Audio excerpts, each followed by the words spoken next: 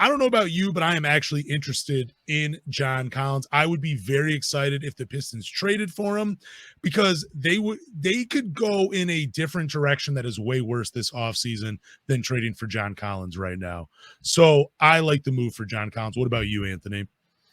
I do, but I don't think I'm willing to trade away a first round pick because I think that's what Atlanta has been wanting. It seems like I don't want to poke fun at the Atlanta Hawks or their fans, but it's like a toy that you get at Christmas and then you regift it at a party.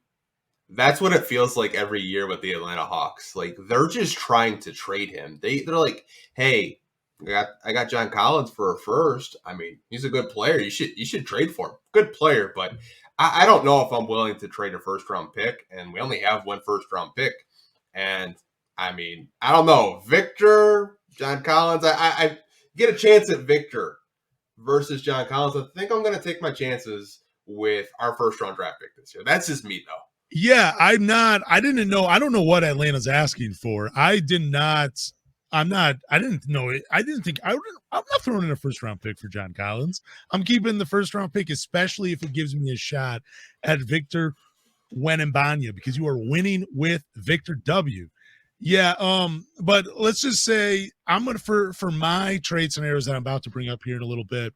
I'm not going to use a first round pick, but here is why I would want John Collins and how I think he fits with the Detroit Pistons. He's a stretch four that could create space when he plays with Jalen Duren, and then he could be that vertical threat when he plays with Isaiah Stewart.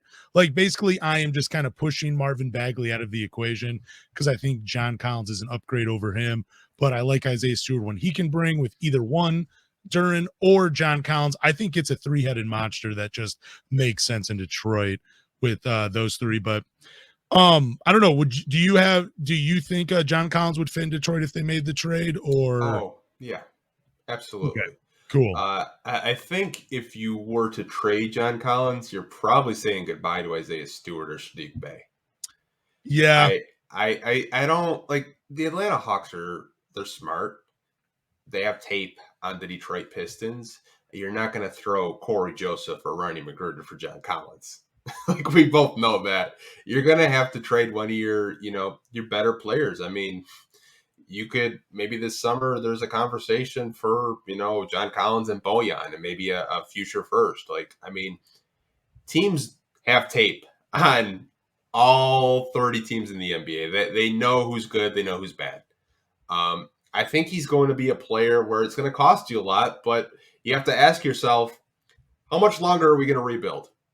When are we going to start making these win now moves to get us back into the playoffs? So I think he would be a win now move, in my opinion, and I think he does fit the timeline. He's only 25 years old. Some people act like he's 35.